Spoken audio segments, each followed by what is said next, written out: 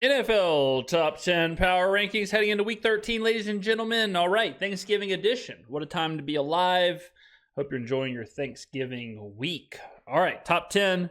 We do this every single week as a fluid list. Remember, we start with my priors from the beginning of the season, and then we go week by week by week and tinker and move teams around. Till the end of the year, we should have a pretty solid top 10. We got a solid top 10 right now, but I'm not going to lie. I think I have the best power rankings in the game. So let's go ahead and get into this. Is last week's. Okay. Last week, Lions, Bills, Steelers, Ravens, Chiefs, Eagles, Vikings, Niners, Chargers, Packers. This week, boom, there it is. The Lions remain at the top. Bills, number 2. The Ravens boost back up to 3. So I had a feeling the Ravens would readjust. They are one of the best teams in the NFL. So I knew that the readjustment would happen pretty quick, and it happened on Monday night out west in Los Angeles against the Chargers. The Eagles continue to impress. They absolutely dog-walked the Rams in a tough game on primetime. They jump up to the top 4. The Chiefs maintain. Now, this is controversial right here, ladies and gentlemen. The Chiefs maintain at 5. I probably should have dropped them, but I hate dropping a team off of a win, especially off of a road win. I know it was the Panthers. Chiefs find a way. They maintain at 5. The Vikings, good win. Now, the Vikings, Sam Darnold, out of control. This was one of his best games as a Viking because Justin Jefferson didn't do nothing. The whole game, Darnold scratched and clawed. Played basically a perfect game. Got the Vikings the win in a tough divisional matchup. Steelers drop. This is kind of unfair. Steelers dropped from 3 down to 7. 3 may have been too high. Well, obviously it was too high. 7 is probably about right. I think the Steelers are good. The Steelers are legitimate. The Steelers are a team you do not want to play in the playoffs. They lost to Cleveland in a straight-up blizzard. Crazy-ass game to watch.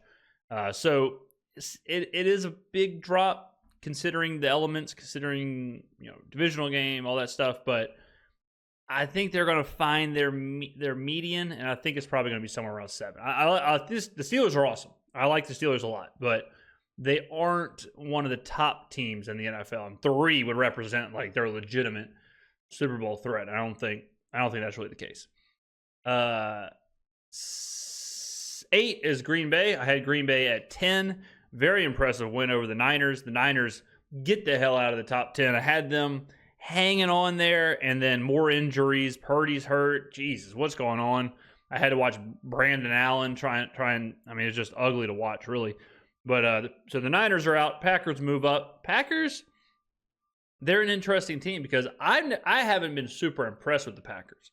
But a lot of people who I really respect think Green Bay is a Super Bowl team. I haven't seen it yet, but they are a top 10 team. Chargers were 9 last week, stay at 9 this week off of a loss. That really, honestly, the Chargers, weird situation. Chargers, I think, are good. Chargers played all right against the Ravens, but they were never really in the game. I'm not sure how that happened. It was a weird game because every time I felt like the Chargers were always in control, and then next thing I know, they're down 2 scores, and Derrick Henry's doing whatever he wants, and they can't stop anybody. So it was just one of those things. But they don't get downgraded because San Francisco got downgraded so much. We have Denver entering the top 10, which holds the Chargers at 9 because the Chargers aren't worse than Denver, so I couldn't drop them. So it's just kind of a byproduct of how this all works out. And a lot of my honorable mention teams lost. So teams that I had in the honorable mention were teams like the Rams, who got embarrassed. And teams like Washington, teams like Arizona. So I'm looking around, teams like Houston. So even the teams that are kind of fringe did not impress. So Denver sneaks into the top 10. Denver, what a story, man. Bo Nix, what a story. Before the season, I was talking about possibly getting a Bo Nix Rookie of the Year ticket. I wish I would have now. Trying to spilt milk, but Sean Payton has Denver playing well. If Bo Nix can do what he wants, like if he can operate within the system Sean has propped up for him, he is legit. He is sweet. I mean, it's always, you can always tell when a quarterback is in a good system or he's in a good fit because he seems better than he was in college. Like Justin Herbert. Justin Herbert seems so much better than he was in college. Josh Allen is so much better than he was in college. Bo Nix is already, I think, better than he was in college. And he was a hell of a player in college. So he's firing. Sean's got something working over there in Denver. Are they a playoff team? Maybe fringe playoff. Are they a real threat to the AFC? No, they are not. The NFL has become very top heavy. I think you can look at the NFL and say, like, how many teams, if I asked you, how many teams do you believe are legitimate Super Bowl caliber teams? How many would you say? I would say 5. I would say right now 5, and the 5th one is fringe because it's the Chiefs. Like, do I think the Chiefs are actually good? But they're back-to-back defending Super Bowl champions with Patrick Mahomes and Andy Reid, so you can never count them out. So, but the Eagles, the Ravens, the Lions, and the Bills are as real as it gets. They are legit. They are nasty. They are really, really good. And there's a clear separation, I think. I mean, there's a clear separation, I believe, from Philly and Green Bay, or Philly and Minnesota, or Baltimore and the Chargers, or Baltimore and Denver, or Detroit and Green Bay. You know, I think I don't want to say we got it kind of figured out, but Buffalo, Baltimore, Detroit, Philly seems like all roads are leading to those being your conference championship games, and then we get some combination of those 4 in the Super Bowl. I hope it's the Lions because we have that big ticket on them. Let's look at DVOA, see how it stacks up. DVOA, Detroit 1, Baltimore 2, Buffalo 3, Minnesota 4, Philadelphia 5, Green Bay 6. So they're higher on Green Bay than I am. Kansas City 7, Chargers 8. They still have the Niners in at 9. Now, if the Niners were fully healthy, I think they're better than the Broncos. So they would probably be 10. But they're not fully healthy. So how can they be in the top 10, right? Like, I have no idea who's playing quarterback.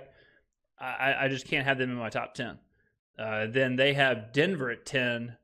So the one difference is they have Pittsburgh at 15.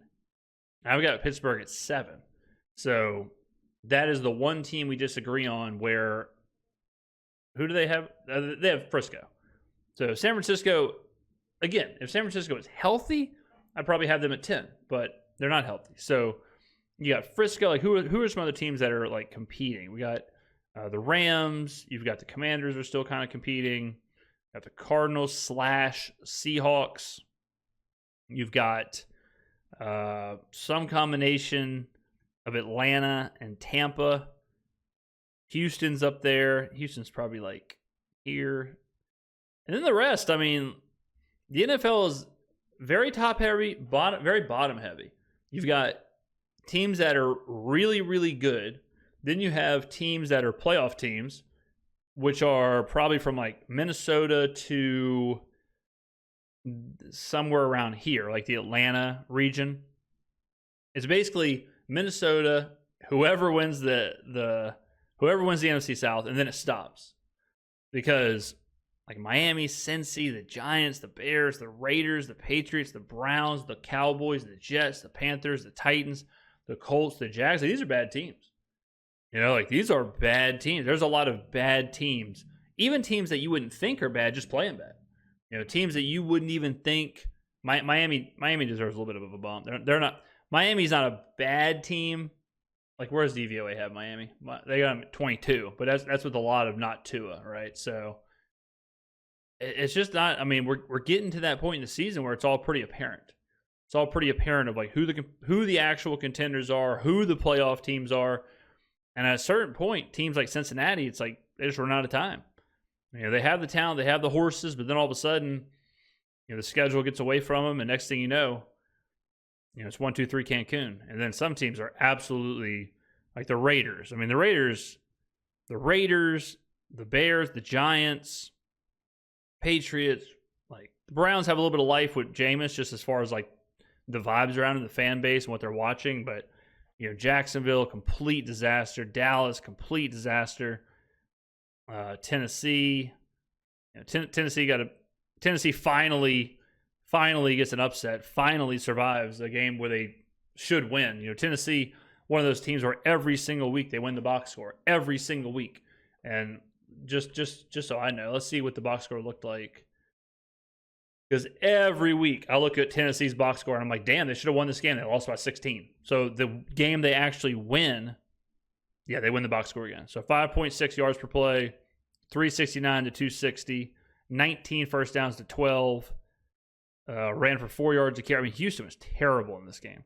Tennessee loses the turnover battle, but won literally everything else. Time of possession, Mahomes, 10 minutes. Yeah, Houston was awful in this game. I mean, Houston's in some trouble. Tennessee might be the best 3-8 team ever. Like, every week they win the box score and lose the game. So, but Houston, things are getting real ugly. I've heard a lot of people recently saying maybe C.J. Stroud ain't it. I think it's a little early for that kind of talk, but let's see some other box scores real quick just to see what are we thinking here. What box score do we want to see? Let's see the Ravens one from Monday night. I know the Ravens had a lot of rushing yards, but they're 19-19 on first downs. Total yards, Ravens 389 to 285. Yards per play, 6.5 to 4.8. Rushing yards, 212 rushing yards. One time possession by about a minute. No turnovers. Pretty clean game. Yeah, the Ravens definitely deserve to win. No doubt about it. I mean, when you're running like that, when you're running 5.7 yards to carry, ay caramba. That is ugly. Let's look at, I know the Eagles-Rams was domination. Let's look at the Chiefs game. Be interesting. Chiefs, Panthers. Chiefs 27 first downs. Chiefs won the yards barely. 5.8, even there. Rushing 6.3 to 4. No turnovers for either team. Time of possession. See, like, this is super close. Well, you can look at this and say, all right, this was probably a really close game. You know, right there. Chiefs narrowly won yards. They won first downs pretty considerably. Yards per play is exactly equal. Chiefs ran the ball much better. So if you look at the box score, you would say the Chiefs won by about 6. And they ended up winning by 3. So that's how it works sometimes. All right, ladies and gentlemen, let me know in the comments below where I got it right, where I got it wrong, and I will see you in the next video.